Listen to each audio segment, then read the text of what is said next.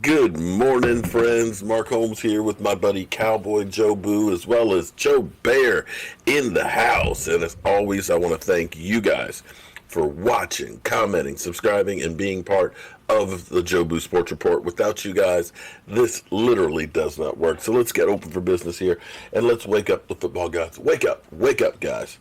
Man, today, friends, as we sit 54 days, 11 hours, 23 minutes, and 15 seconds away from kickoff of the Dallas Cowboys versus the Los Angeles Rams, keeping our fingers crossed that that does, in fact, happen. Regardless, today, our rookies report to the Star to get their first COVID test. And we've already started the process of signing players, signing our rookie class. Bradley Ain was the first one yesterday. And then Ben Dinucci, from my school, JMU, have definitely already signed, and you're going to see all 7 of them signed probably by Thursday. Now, the way it's going to be working is they're going to be taking COVID tests of several between now and Saturday. If you pass those, then come Saturday, they are actually then allowed to be in the facilities. We are on the cusp of another season. I believe if there's a season, if we can stay healthy, and if we can get this thing going, that the Dallas Cowboys are a much improved team for so many reasons. Mainly, I will say coaching. It's funny because as people, the Eagles, oh my God, the Eagles faithful have been, of course, always biting on the Cowboys and, their bloggers and everything else. And I realize it's because they know that, yes, they won a Super Bowl a couple years back. Yes, they got that game, the second game of the season, and they're pounding their chest. But I think they're actually worried because Carson Wentz, as much stuff as he gets, praise, it's amazing because I just don't see him being that great. There was, let me see if I can find it here, because I screenshotted this morning because I thought it was funny. Because this is the kind of crazy stuff that you hear. Carson Wentz was Pat Mahomes before Pat Mahomes.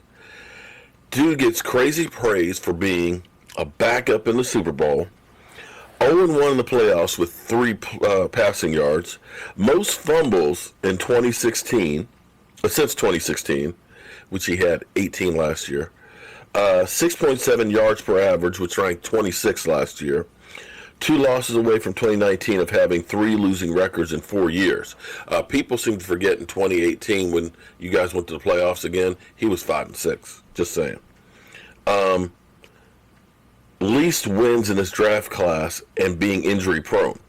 But it's funny because we always hear about how Carson Wentz, he does things that Dak Prescott can't and everything else. But I think the Eagles fans are truly worried. But what actually opened up my eyes and reminded me of a lot of things, because we always hear this narrative from the Dan Orlovskis and stuff that Dak Prescott can't beat winning teams because last year the Cowboys failed. And there's so many things, and I'm not saying that Dak Prescott isn't without blame on some of these things, but we had so many mitigating factors out there. When you think about the Minnesota game where he did everything your quarterback needed to do. 397 yards, 3 TD passes. Maybe we should look at our bellwether back who had 42 yards.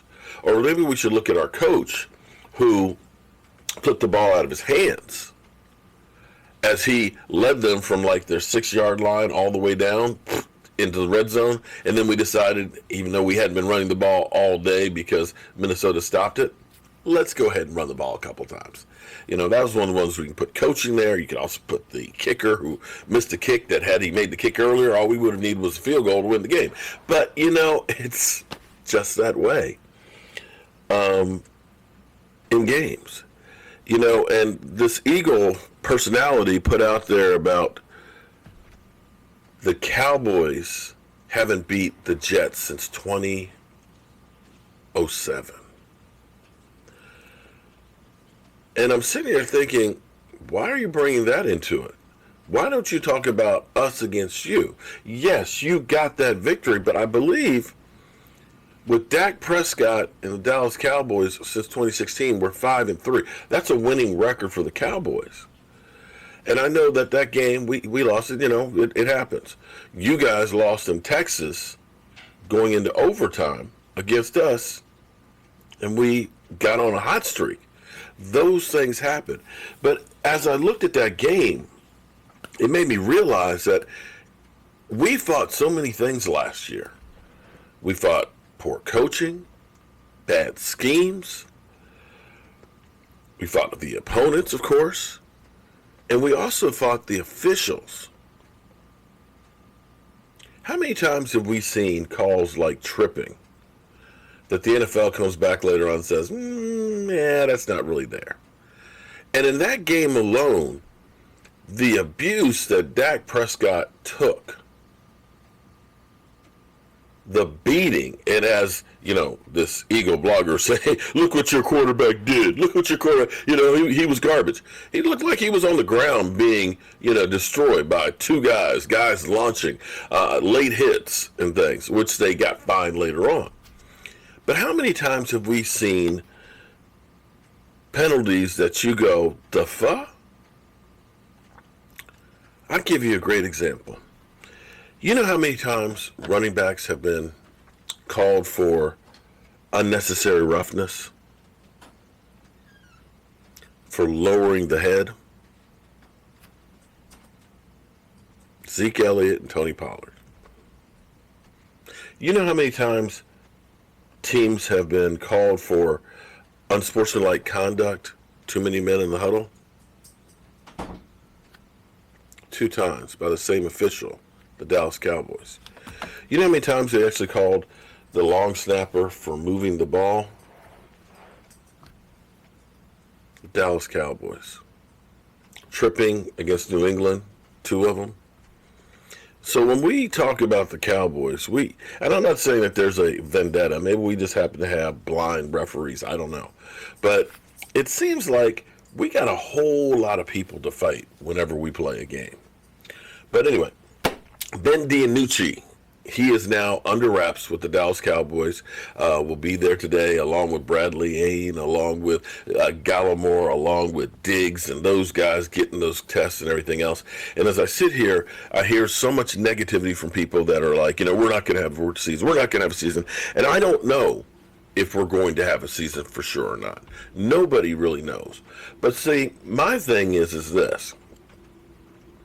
Hope for the best, expect the worst, and you're never disappointed.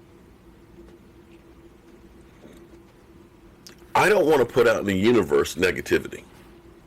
I try and live my day positive as much as possible. Look at the glass half full and be happy that you got a glass. And it seems to me that more times than not, it helps me get through the day. Now, we know about the coronavirus growing and spreading and everything else. If you're asking me college football, I honestly don't see how college football happens in the fall. When you're talking about 13,000 plus players on various campuses with other young people, I don't see how you can mitigate that risk. It's just too many variables. In professional football, it's going to be hard. But when you think about 2,000 versus 13,000. You think about guys that are paid and looking for their career. You're talking about guys that may be a little older, that may have a family situation. You may be able to have more control and say over them, knowing that they're going home, as opposed to a college dorm with other college kids. That's not to say that they definitely can do this, but I think that they have a better chance at doing it.